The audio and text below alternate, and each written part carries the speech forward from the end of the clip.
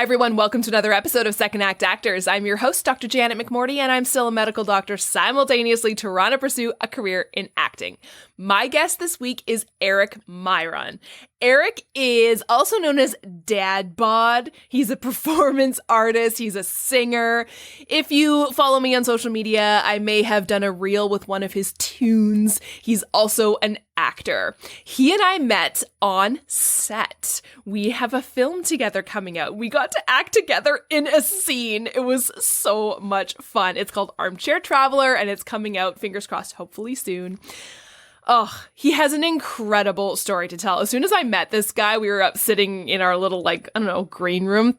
I was like, I have to have this guy on my podcast. He is absolutely fabulous. He's so talented at everything he does, and he has such a wonderful creative career and passions and enthusiasm for life. And he's a hella talented actor. Please enjoy Malik dadbOdd Miron.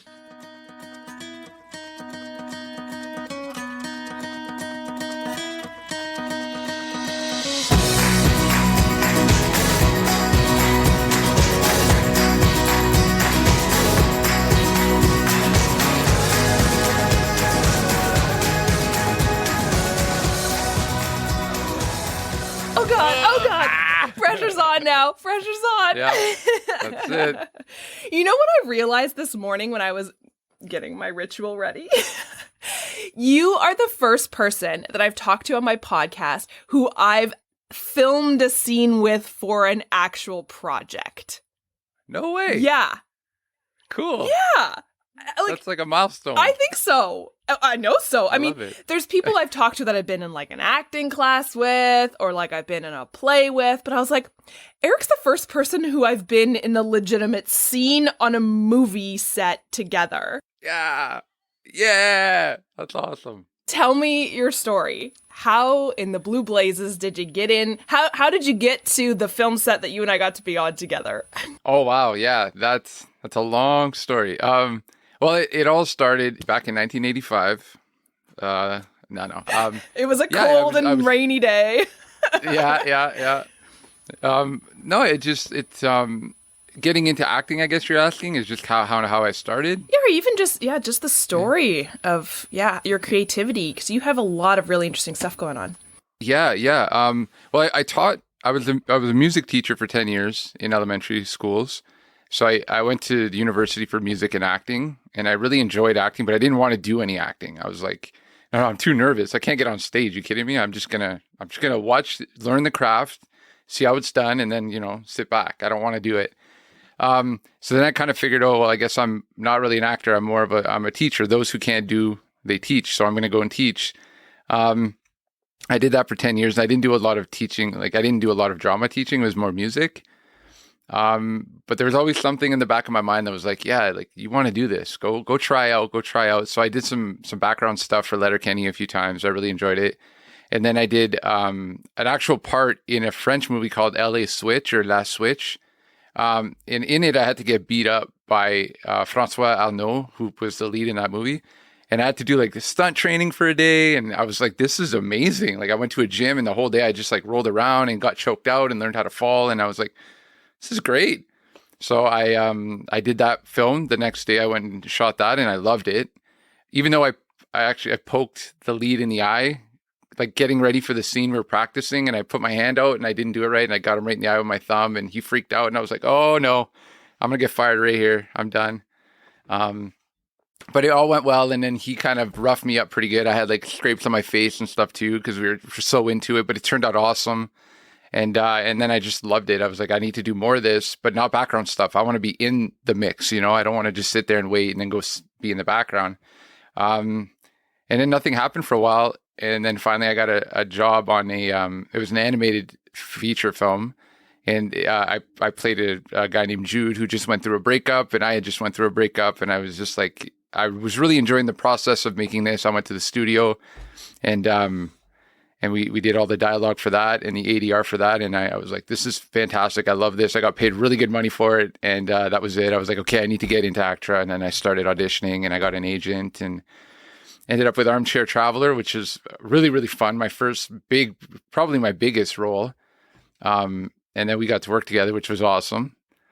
Yeah, that was it. And now, just haven't auditioned in a while, but I'm hoping to get something else. I'm writing a script because I'd like to, again, I want to take it up a notch. Like I've been like a day player and I've done little scenes back like here and there, but I want to be a lead and I want to have like an actual project that I'm kind of creating and working on and having a hand in telling that story, I guess. So yeah, that's kind of my journey.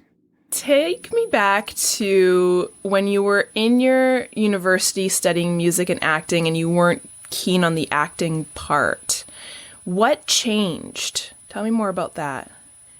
Okay, so I think when I was, I mentioned I had taught for 10 years. When I was in my teaching profession, I had given up on acting because of that. Like I felt nervous. I felt like I wasn't very confident. And I think that's why I got into teaching initially, is because I wasn't ready to like go out into the real world. I wanted to stay where I felt safe, which was in school where I'd been for all this time.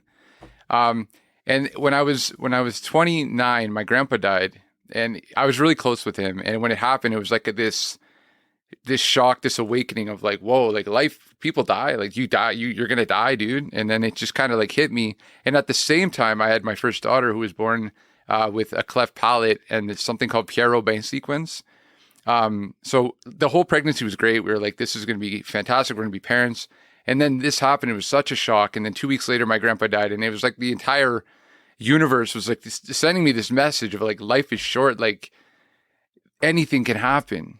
What do you want to do with your life? And then I always felt like acting was something I wanted to do in movies. I didn't want to be on stage. That to me is petrifying. I don't know how people do it. I would forget my lines. Like you saw me, I probably forgot a million lines when we were shooting. So finally, I told myself, like, if you want to do this, go and do it. Don't wait and regret. Regret's the worst. I don't want to be 85 thinking like, oh man, I should have tried that. Like, no, do it. And if I fall on my face and I fail, at least I could say that I tried it.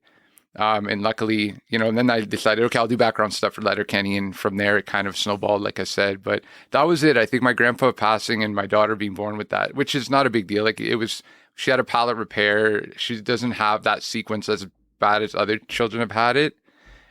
So she's fine. Everything's fine. Knock on wood, we're all happy. Everyone's happy. But at that moment, being a 28-year-old man, but really I was still a kid, a 29-year-old kid. It was kind of like the world shook and I was like, okay, wow, I'm awake now. I got to do this. I'm not going to live forever. Things aren't just going to fall in my lap. I have to go out and work for it. I have to go and try things and get uncomfortable and challenge myself. And that's what I've been doing ever since. It's been about 7 years now, 8 years. My daughter's 8. So yeah. That's true for a lot of people, I think. And it's funny, I was chatting with someone yesterday who we were talking about sitcom tropes. And he was like, isn't it funny how, like, in every sitcom, the characters who are in their late 20s, early 30s, what makes them funny is the fact that their life is falling apart. And it's funny because I'm like, yeah, that's like the nexus for my entire podcast is there's something that happens, and it happens at a lot of different stages in people's life. And it doesn't have to be some huge thing, but sometimes it is a huge thing that you were saying just shakes the very fiber of who we are. Because I think a lot of us, especially here in Canada, don't have a lot of like shaking that can happen.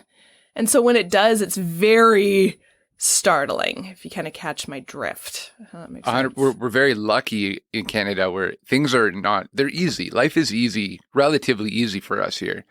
And like totally get it, because if we were to live in another country, somewhere like a third world country or in South America or something, like trauma and these crazy things that are going on around us happened all the time. Here in Canada, we're kind of lucky. Everything's easy. We just get up, we go to work, and especially us, like being white people in Canada, we're like, we hit the jackpot. Like nothing's hard relatively to everyone else. So it's easy for us to fall into this comfortable lifestyle where it's like, well, I go to work and I make my minimum wage and I buy my quad and I have my house and I have my camp and my trailer.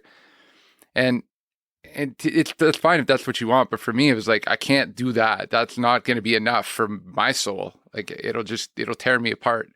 And I didn't really know what it was, if it was music or acting. I just knew that like doing something like that was calling me. And at that point, when I was shaken, the voice that was calling me got real loud. It was like, hey, do it, go. So yeah. Were you always pretty creative growing up?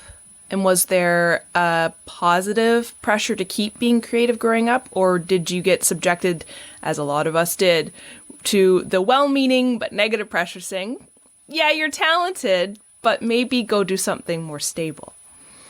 Oh yeah, 100%. 100%. I always thought, and I think that was it. I thought I was creative, but I think everyone around me is like, yeah, that's great, but like, you're not like that special creative. You know what I mean? Not in those words, but that's almost a sentiment. And they were trying to be nice about it. But, and I can remember as a kid, I used to I had this old guitar I didn't know how to play, but I would just do patterns with the open strings, and I would play these little tunes for my mom, and she'd be like, oh, great job. And I remember loving it, but there was never a push to let's put them in guitar. It was just kind of cool, you do that. That's great. But where we live and where we are, that's not really a future or possibility. I live in Sudbury, in Northern Ontario, especially back when we were kids. There was no arts out here. There was really nothing. It was kind of just you work in the mines, and or that's it. Or you teach the people, the kids of the people that work in the mine, or you serve the people that work in the mine. That's kind of, we're in a mining town, right? So my family was always super supportive of what I was doing, but it was always it's a hobby, and that's kind of what it's going to be. And when I was 15, I started a band, and I loved it. And we did that for I think 9 years. We were in that band. And throughout that entire time, I would spend countless, Saturday mornings, I remember I would get up and spend the entire day from 10 a.m. to 7 p.m. in my room with a guitar trying to write these songs. And I was a kid. I didn't know what I was doing. And I remember my parents would come up, my mom would come up and see how I was doing. I'd show her these songs, and she was always like, oh, they're really cool. But it was never enough to be yeah, follow this. And thinking back, I thought well, man, if my kid was in a room for 8 hours, 10 hours a day writing a song, I think I would clue in. But back then, I think it was just more of don't give him the false hope of thinking this is a possibility, because it's not. Nobody gets to do that. Only the special lucky people get to do that. And as I grew up and got older, I started thinking well, it's definitely not going to happen if I don't at least try to do it. I can't just sit back and be well, maybe I'll be special one day. No, dude, go out, get better, write a million songs, get really good at it, be in a million movies, get really good at it, and fail a lot. And then maybe you'll have the chance to make it your career, You said, be in a million movies, make a million songs, but fail a lot. And I think for a lot of people, that is terrifying, right? The failure is terrifying. And so that would be the thing that would say, I just don't even want to try, because there is the potential of failure. And I think in the entertainment industry, it's not just a potential. It is it will happen, Guaranteed. Guaranteed. Yeah. That's the word. How do you push through that? Or is that even the right word to describe who you are as a person? How do you mindset your way through that? It's kind of been a gradual thing. I get that. I get the idea of I don't want to fail. Why even try? I don't want to, it's too embarrassing. It's too hard. But when I was kind of shaken awake, I think there was something inside of me that was just do it. Who cares? Just try it. And I started reading this book by David Goggins. Do you know who David Goggins? So he's an ultra marathon runner, but before that, he was a Navy SEAL, and he'd been through a ton of stuff. And his book, Can't Hurt Me, is kind of his story and how he went from being a cockroach exterminator to being a Navy SEAL. And it was just a matter of just hardening his mind and strengthening his mind, and not being, being okay with falling on your face, and then switching it in your brain and changing that mindset of at least I did it. That person couldn't do it. I win, and that's not necessarily how I look at it, but the way that he kind of would do these mind tricks on himself, where he would, if he did something and he failed at it, he would think, well, I still did more than the person that wanted it, another person that wanted it. I actually took the step. So that's a W. Now I could take that W and put it towards the next endeavor. And the more I do that, the more I fail, the more I can switch that and make it look like I won, and then take that W and add it to my cookie jar of wins. And then that'll build my confidence.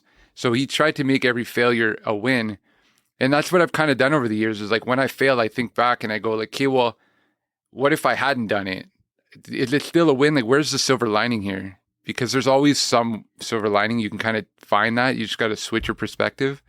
So I've kind of been doing that. And at first it was tough, but now I fail and I just like, I feel like shit. And I obviously feel bad and I hate myself at the time. Like when we were working on Armchair, there were some days when I'm like, I screwed the pooch on this scene. Like I don't feel good about it.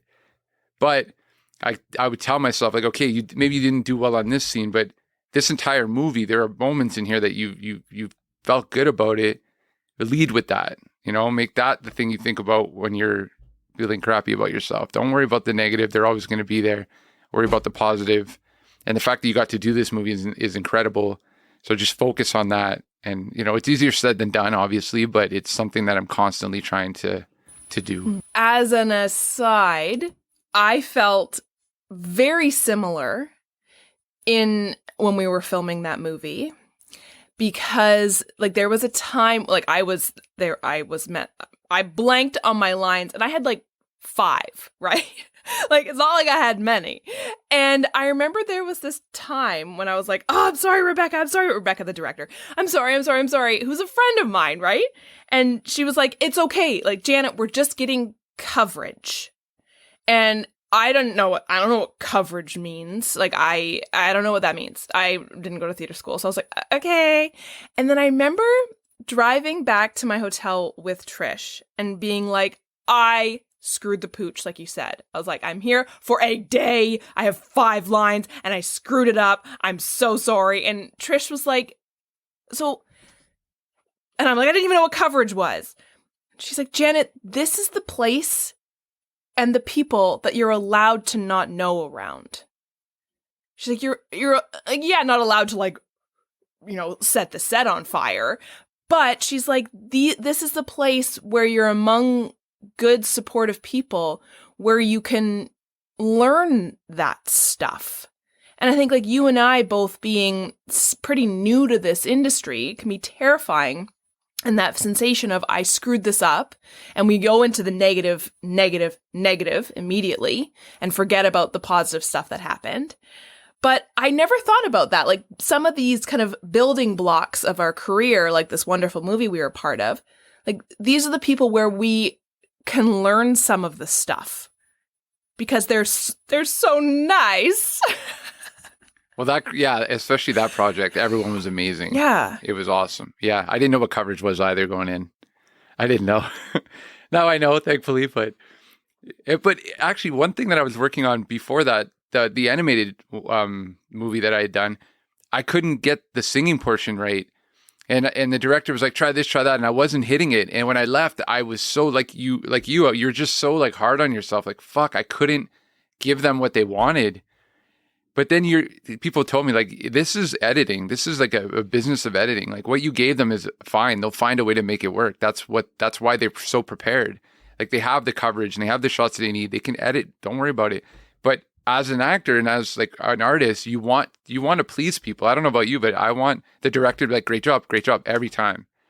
I want validation steady. And like, you realize too, it's like, no, you can't have that. You go in, make yourself happy, do the fucking work, get it done. Can I swear on you? Yeah, absolutely. Yeah, okay. Yeah, do the work, do it the most you can do, and then leave it there. And if you don't get validation, whatever, it is what it is. But it's so hard not to. It's so hard. You make one mistake, you're like, I'm going to dwell on this all day. I'm just going to think about this all day. It's going to mess everything up for the day. Like, the curse of acting. I know. And it's interesting because I think when... if I've worked on a bigger project, even just as background, watching some of the bigger name actors and then being like, oh, look, they mess lines up too. And then they just kind of go, oh, sorry. And they do it again. And I'm like, oh, good. They're just actors. They're just like the rest of us. But then I think to myself, I have not earned the ability to mess up my lines yet on set, right? Like I'm not that celebrity status to be like, sorry, everyone around me, I messed up my lines. And they go, it's okay, Janet. No, I haven't earned that yet. So that's when I feel even more guilty. Because I'm like, no, who am I? I'm just this little day player coming in. How I have not earned the status to screw up yet. Absolutely. Yeah. I know what you mean 100%. Yeah. Because then you feel like I've now single-handedly have messed up this entire shot or this entire like moment. and maybe the other actor was into it and they were having a breakthrough or they were feeling like things were working, and then you just kind of snap everyone out, of course. Yeah. But then if you think about it from the other perspective, because that's how I try to think about it, those actors that are big, there's so much more riding on them. Like the money that's been put into this production, everything rides on their performance. So if they have a bad performance, that show could suffer. So it's almost like I try to tell myself that, like, okay, you're just a small guy. You're just a small player. What's one little line that you messed up?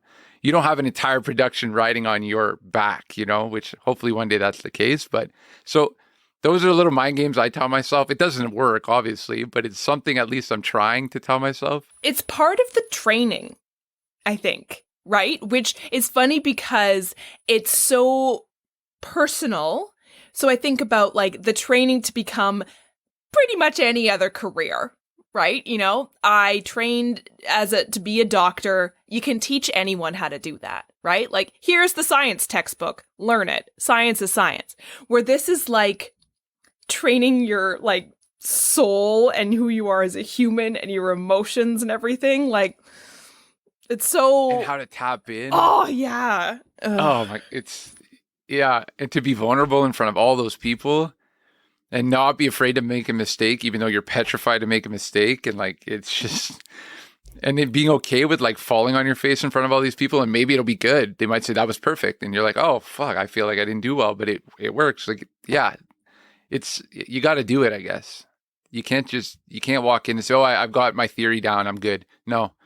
Get in front of the camera. Let's see if the camera likes you, because the camera can see through all your bullshit. Like yeah. I saw an interview with Shia LaBeouf, and he was saying how he had to like learn to love the camera, and then that made the camera love him. There was this weird like relationship he had to have with the camera, and he learned as a kid, obviously, with even Stevens. But the camera will pick up a lot more than we think. And it's about that feeling comfortable in front of it and knowing like that light's on, like you're there. People are looking up your nostrils, but you just got to forget and just be like, yeah, I don't know. It's hard to explain, but the way he had mentioned it, I was like, wow, that's interesting. It's a weird kind of awareness of being solely with you and your scene partner, right? Like trying to forget the world around you, but also being cognizant of the world around you, because you're not the center of this little universe. Like there's all these other crew around that you have to be aware of. It's a weird balancy thing. It's a bizarre, surreal world. Absolutely. Yeah. And especially when they're like, okay, you got to hit your mark here. So like you got to walk here, stop here, talk, turn this way, make sure your face is this way, look over here. Now be natural and give me a moment. It's like, oh. And now so, cry. Yeah, exactly. Yeah. Find that something there and just let it all out. Like, okay. But that's why they make the big bucks, the good ones. They make all that, the big money.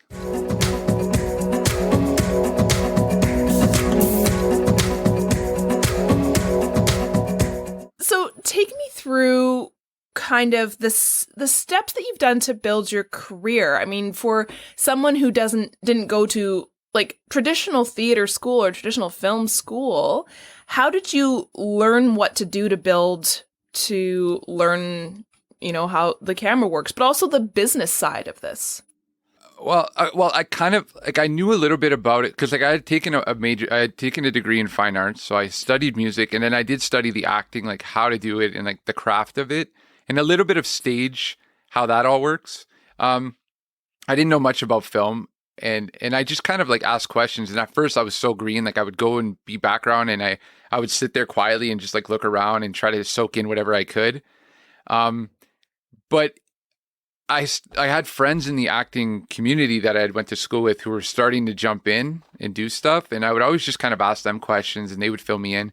And then if ever I got to a point where I was like, I don't know what to do here, I don't know what my next step is, I have a buddy named Richard Barlow. I don't know, you met Richard. He was on the Armchair. Yeah, Richard was already in there, and he was doing a lot of big things. And I would just kind of be like, what's the next step logically? What should I do? And he would kind of point me in the right direction. So I think it's just talking to people, like just making connections was my biggest thing, and just asking questions. And that was always hard for me. Like I'm not one to like, I'm kind of a shy person. I don't really go out and chat with people, But I've been forcing myself like, okay, you got to take these, you have to go and talk. You have to go and ask questions. If you want to know this business, you got to know the business, like go and find out, and there's no rule book or anything. Like you can't really just go read up on the film industry. You have to kind of just do it and like learn on the fly, like go, go, go. This is how it works. Okay. Yeah, that's kind of how I think that was the question. I'm sorry. I might have not actually answered it. No, absolutely. You did. Do you notice any similarities between not just your career in teaching and acting, but also the music that you're involved in, even now, right? Anything that you're pulling from all these experiences you've had now into your acting career? Yeah, I think for me, it's always been about storytelling. I think even whether it's music or acting, I've always like really loved the idea of telling a perspective or telling a story from a certain perspective and like different perspectives than normally. Like, I don't know about you, but I'm like a huge Game of Thrones fan. And the new series, it's the same thing. It's not the same, but it's the same world, but the perspective is so different. The brutality is in this new one it's there, but there's some love behind it, and it brings a new perspective. So I always like the idea of like telling stories in different ways. Maybe they're stories we've already heard, but trying to find different ways to tell those stories.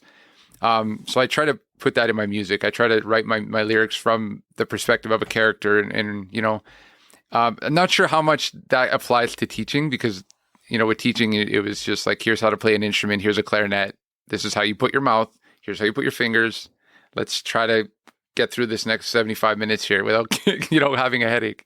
And that might be why I left teaching, because behind that, all I ever wanted to do was just tell these stories and do it in a different way that hasn't really been done before, I guess. Do you have any advice for anyone who's interested in starting to tell more stories or starting to do some acting? If you want to do it, and I always, like, if people ask me, or if they're having an issue with their dilemma, I always say, like, will you regret this when you're 55 or when you're 60 or 70? And if the answer is yes, then you need to do it. You owe it to yourself. You owe it to your future self to at least try. So if you're looking to tell stories, you're looking to get into acting, and you know that it's there and it's burning in you, do it. Just jump in head first. Be prepared to make mistakes. Be prepared to look foolish. It won't last. Just do it and focus on the things that matter. That's one thing that I've kind of figured out in the last 8 years. And I have a lot left to figure out when it comes to this, but I was always concerned about other people's opinions of me. And when I'd get on set, if I did something wrong, like that person thinks I'm silly or that person thinks I'm an idiot or whatever. But I started just really putting all my effort into thinking, like, what do my kids think of me? What do my best friends think of me? What do my parents think of me? My ex-wife, the people I care about. If they think like, great job, good, I'm proud of you, then what does it matter what this fucking strange person I don't know thinks? Like, maybe I do look like an idiot, but their opinion of me shouldn't matter to me. What should matter is the opinions of the people that I hold the closest. And if they support me, then I can go and make those mistakes. And I know that if I fall, I still have them. And really, that's all that matters in life. So that's kind of what I put all my effort into trying. Like, I still can't, like, I still feel that feeling of like, that person doesn't like me, or I look down to that person, or that was an awkward situation. I feel weird now. I wish I hadn't talked to that person because I feel silly, whatever. But trying to always remind myself, like, I want to do this. I'll regret it if I don't. Just do it. And if I make a mistake, just think about all the people that care about me that are behind me saying, do it. We love you. Keep working. And that's kind of my advice, would be just try to focus on that. And, you know, that little voice in your head, your ego saying, no, you can't do this. You know, try to silence them. It's harder, it's easier said than done, but yeah. It's so hard because I think anybody in a performative career, I shouldn't make these broad generalizations. Maybe it's just you and I. But people are people pleasers, right? Like, because that's innately why we're telling stories, right? Is to please the people. I remember somebody once told me that, like, that's what an actor was like back in the day, was like to please the court, like to please the king, right? And you would bow because you were in service to the people. And so, like, of course it hurts when even some random on the street is like, that was stupid and I didn't like your performance. You're like, You've broken my heart. the king didn't like my show. It's so innate in what performance is.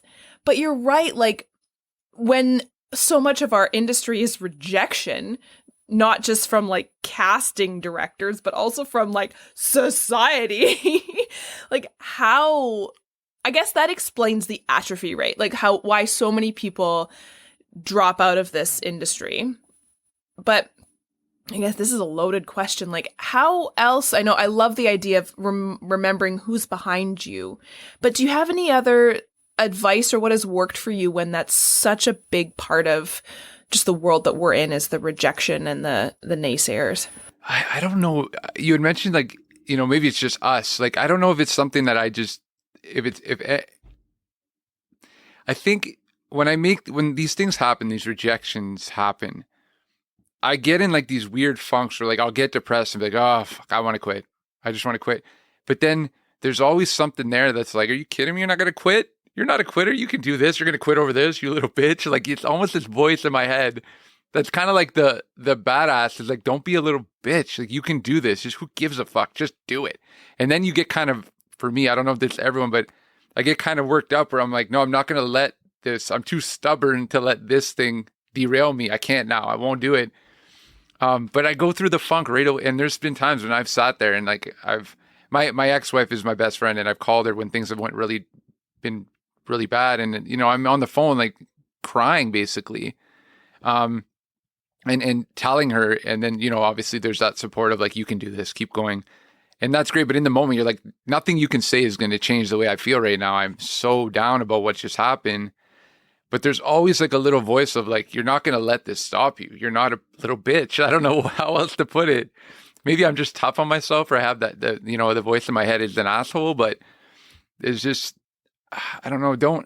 I think maybe we all have that. Maybe we don't, but don't have that conversation with yourself. And I think that's a big thing too, is spend time alone, get off your phone, spend time with yourself, ask yourself these questions, because that dialogue is important. I might sound like I'm crazy. I have a voice in my head, but we all have that. I hope we all have that voice that kind of we bounce things off of. And like, it's important to have that dialogue. Not look for external. Sometimes we have to go in, and like the validation has to come from within. Because if it doesn't come from within, it won't, it's not as strong. Like, we need to love ourselves first. We need to like be proud of ourselves before someone else can be. Because if we're against ourselves, we lose no matter what. So we have to have that dialogue, I guess. I don't know if that's just a thing for me, or if you're like that too, if you have that voice. I agree with you. I think we all do, but we shut it out because I think sometimes it can be, I don't want to use the word harsh, but yeah, like somebody saying, stop being a little bitch, right? And if you don't have that innate, like that confidence, or you haven't done that work on yourself, or you haven't spent time with yourself, like you said, hearing that can be like, no, that's mean, right? I don't want to hear it. I'm going to go back on my phone and quiet, right? But if you listen to it for long enough, again, I'm sure this doesn't work for everyone, but it's worked for me, and it sounds like it works for you. If you listen to it long enough, that's the empowerment. Like, that's the like, yeah, oh yeah, absolutely. Right? Totally. Yeah. Mm-hmm. And again, it's, yeah, 100%. Yeah. Mm-hmm. I don't think you're crazy. Good. Thank God. I think we all have it. And if we don't, then it's just you and I with our little voices. Yeah, we'll tap into it, man. It'll be good, Well, and I think it's all about finding what works for you, right? And again, you'll never figure that out unless you do spend time with yourself. But if that doesn't work for you, and what works for you is the scroll on the Instagram and not being part of the real world, that's fine too, right? But I agree with you. I think, yeah, it's funny how the voice of the person in my head is just as aggressive as like random on the street saying you suck. It's like, I'm such a competitive person that like, yeah, I'll go through the funk when somebody says like you suck, but then I'm so competitive with myself being like, I'll show you. Yes, absolutely. And I have to show you now. Like, I'm gonna do this because I can't go without showing you. I have to make this step because I'll regret not doing it, you know? I think too, like the personality too is big. Like I was an only child, so I spent a lot of time by myself, talking to myself in my own head. So that definitely helped growing up. I already had that basis, that foundation. But there's some people that they're just not, they're not able to have that dialogue with themselves because of their upbringing or because of what has happened in their life. They just don't know how. And it's not easy to do. It's really, you don't want to really, sometimes you don't want to dig deep, because when you start opening doors in your mind, you're like, fuck, I want to leave that closed. Like, I don't want to go down that path. But I think if you want to get to a point where you feel comfortable in front of a camera, or where you can rise up when something goes wrong, you need to go down those dark paths and like, here's what I've been through. Here's what I've survived. I've done all that. I can get through this. Like I went through all this stuff that happened in my past, and it was really hard, and I cried, and it killed me, but I'm here.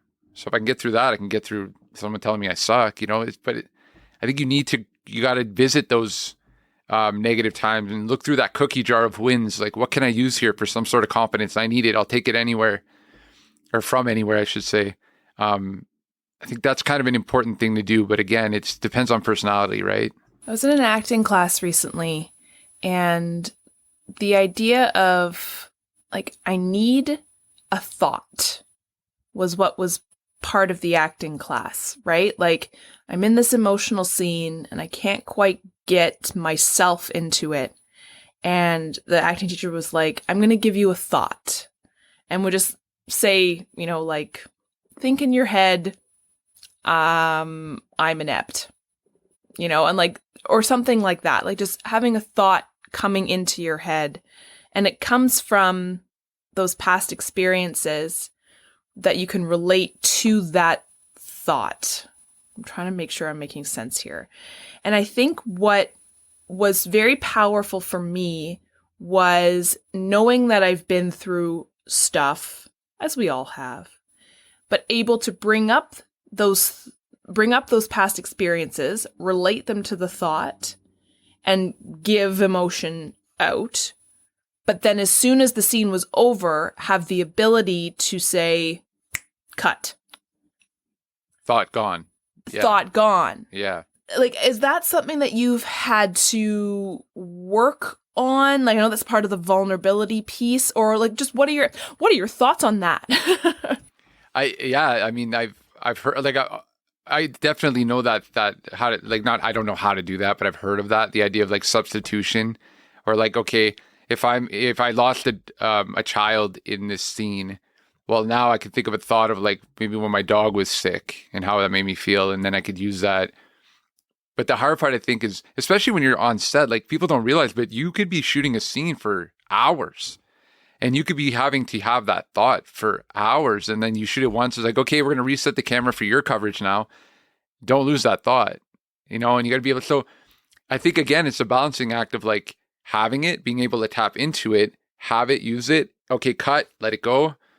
Grab it again, use it, let it go. And that's kind of a really, oh man, that's the hard part about acting, is just being able to stay in that moment and keep that thought for hours sometimes. And yeah, that's kind of my take on it, I guess, my thought on that.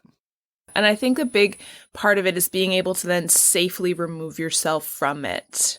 Because I think, you know, we hear a lot about the types of acting training and how like method acting and stuff like that. And I think that comes, I think the ability to kind of take yourself out safely and not fall down into a deep, deep spiral that can happen when you're living in vulnerable, tricky thoughts for a 12-hour shoot. Mm-hmm. I think, at least for me personally, that came with life experience, and kind of what you were saying, you know, like I've been through stuff before and I was able to get out of it. So now I can use this to be in this scene for 12 hours, but then I know how to safely remove myself. Yeah. That's right. Because you've been in that situation before, and you know, like things get better. I can now focus on the good stuff as opposed to those negative thoughts or whatever it was that I'm tapping into. But that, again, that's the trick, right? Like some people can't, like you look at guys like Heath Ledger, who went right down that road. Like, I'm going all the way. And then, you know, it went too far. And it can be dangerous, especially when it's a really tough scene, like just for like a rape scene or something like that, where like especially if someone's dealing with a memory or some sort of trauma that's connected, it could be very difficult, and it could be pretty traumatizing to relive that, it's for the art, but no, like my soul's hurting now. Like this was too much. So that's the hard part of acting, I guess, is to be able to get one foot in, one foot out. Right. It's tough. It's tough. Yeah. But it's so rewarding, because if you can go there and then get out, the feeling of power that you get from like, I lived it, I got through it, I just gave it to you and I came out of it and I'm okay now. That's a win. You've now become the dominator of that thought, of that trauma. Like, I own that now. This won't break me. I've used it now to my will. So I own it now, which is another part that could be super healing, depending on the personality or depending on the work they've done, Well, and then that just adds another W to the cookie jar, right? Like, not just the acting win, but like the person win. Yeah. That's really interesting. I like that, like having power over. And I remember when, I had an acting class where I had a really intense scene, and I like dove into kind of some like sense memory and all that neat stuff. And I remember feeling kind of guilty for kind of bringing up some of these things that had happened in my life and using it to further my acting career. Being like, but then my acting teacher being like, yeah, but that's your lived experience. I'm like, yeah, but like, how dare I use it to like further my career? She's like, what? How selfish. How selfish. Right. It's almost like it's not fair because like other people don't have that advantage because they don't have the trauma that I'm able to bring up. And my acting teacher was just like, oh, Lord. You're getting in your own head. Get out of your head. Yeah. It's not fair. Jenny over there can't use this tool. She's like, no, like that. It's not like it's a textbook that you've ripped pages out of so that you're competing against them. Now your classmate can't read it. That's not how it works. This isn't medical school. Yeah, exactly. But on the other end too, Jenny has her own things that she could pull from. Maybe this is something that works well for you, but maybe Jenny, it's a different thing. Everyone has a superpower, which is cool, because acting, like you are an individual. And your past trauma, what you do and the way you think is your tool bag. It's like no one else, which makes it kind of interesting, because when you get into an audition and you give them exactly what they're looking for, they're like, we want you, we want that. Most of the time it's like, no, we don't want that. Move on. We want something different than you. But, it allows you to have your thing that no one can reproduce. You become so valuable because you are an original. You're unique, Do you have any favorite on-set stories? I don't know, really. Like, when I'm on set, I try to be as in the scene as I can, and as like at first I was going to say professional as I could be, but when you're on the same set with the same people for 3 weeks, by the end you're kind of silly, like everyone, and it becomes kind of fun. So there was the one time when I poked Frank Arnault in the eye. That was like a traumatizing moment. It was my first scene, and I had poked the lead, and I was like, oh my God. But looking back, it was kind of funny, because it was like, of course that's going to happen to me. Like, it's me. I'm going to do that. I'm an idiot. But there were moments on Armchair when Richard and I would just be kind of silly, going over lines, and that was actually one thing that we did. We would go through lines, but we wouldn't say them. We would just say the lines. However, if I wanted to have an accent, we would just run lines, and we would say it however we wanted to, just to feel free to just, how does it feel coming out, And that was really fun, because it kind of took the seriousness out for a minute, but it was almost like a nice little warm up for when I was going to get in the moment, which was cool. But fun moment. I don't think I've been on enough sets to really have like a standout thing. Yeah, it was just fun to laugh and spend time with people, and like-minded people, Whereas like where I'm from, when I go to a job, especially when I was teaching, I always felt like kind of the outsider. I didn't fit in with the other teachers. I had friends, of course, and colleagues that I enjoyed talking to, but I always felt like I was like one of. I wasn't one of. I was kind of like the black sheep of the career, I guess. And being on set, you see your people. Like anyone you talk to is like, yeah, I play music. I have this pedal. I have that pedal too. Or yeah, I would love this series, or like, this, everyone there, like the sound guy, the people in props, everyone has that same shared kind of love of the arts. So you just feel at home, which is something, especially the first 30 years of my life, I never really felt like I was with my people. So having that opportunity to be on a set and feel like, oh shit, this is it. Yeah, I feel comfortable. These people are they're into the same stuff as I am, and we could talk about the same stuff. That feels good. I'm not sure if it's a funny moment, but it's definitely another something I could put into my cookie jar. Like, that's a win. You're in the right place now. You have that feeling. Put that away. Look at that later when you need it. How would your family, your loved ones, those people behind you who are pushing you, how would they describe what you do? I think they think it's a hobby. Yeah? As much as, I left for 3 weeks to go to the Sioux, and I drove back every weekend, and I had to be there at a certain time, and I worked 12-hour days. But I think they still see it as he does some acting. Because I don't teach anymore. That's a whole other story that's a whole podcast. We can go down that road. So, when I was teaching, it was easy to be like, oh, he likes acting. He does that as a side thing. It's like a side gig. But now that I'm not doing anything but music and acting, I think people they're like, he's unemployed and he's an artist. But I try to tell them, like, no, I'm a full actor member. I have worked on professional projects. I'm an employed actor. Well, not at this moment, but I get auditions. And if I get that audition, which probably doesn't happen often, I'll be employed. So I think it's hard for anyone, though, to look at look at this, what we do, and think like, oh, that's a job. Because to them, a job is stable. You're always working. You have a paycheck coming in every 2 weeks, like clockwork. Whereas this is like, here's a ton of money all at once, and now you're not going to work again for months.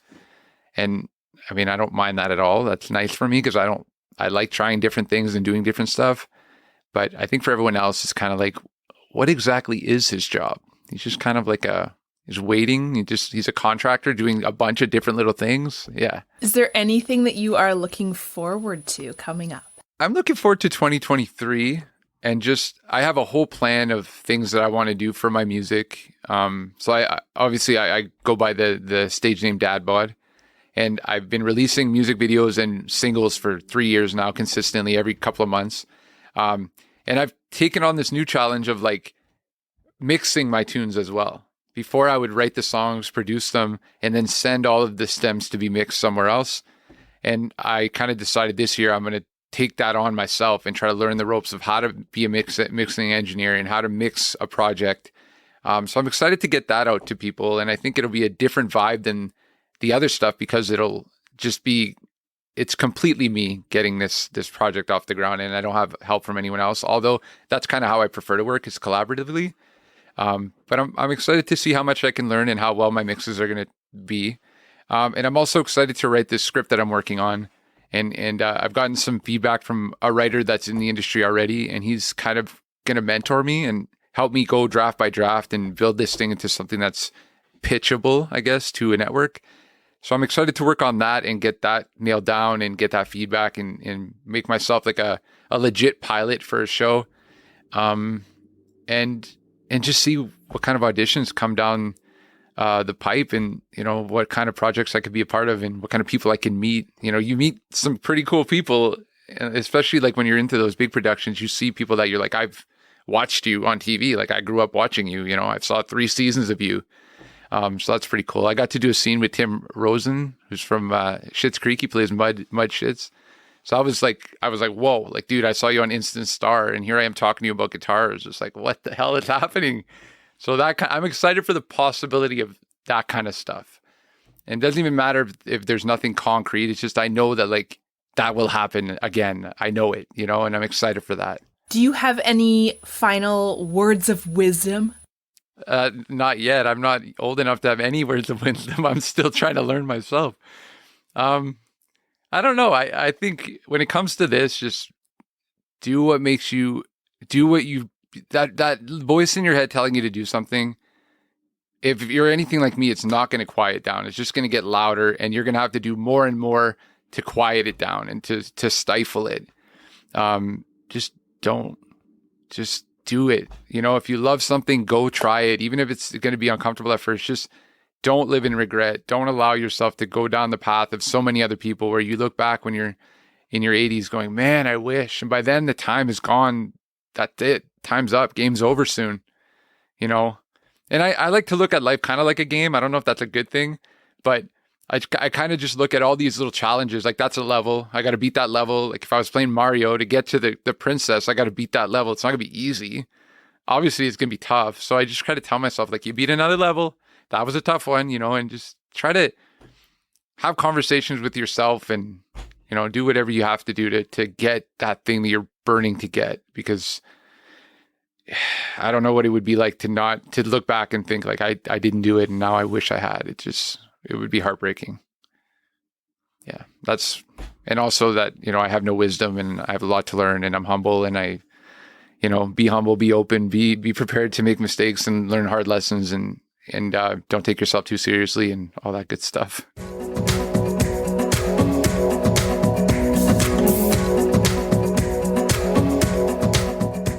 Thank you, everyone, for tuning in, and thank you, Eric, for being my guest this week. I loved meeting you on set. It was pure joy working with you. You were such a generous scene partner. I cannot wait to see our scene come to life on the big screen.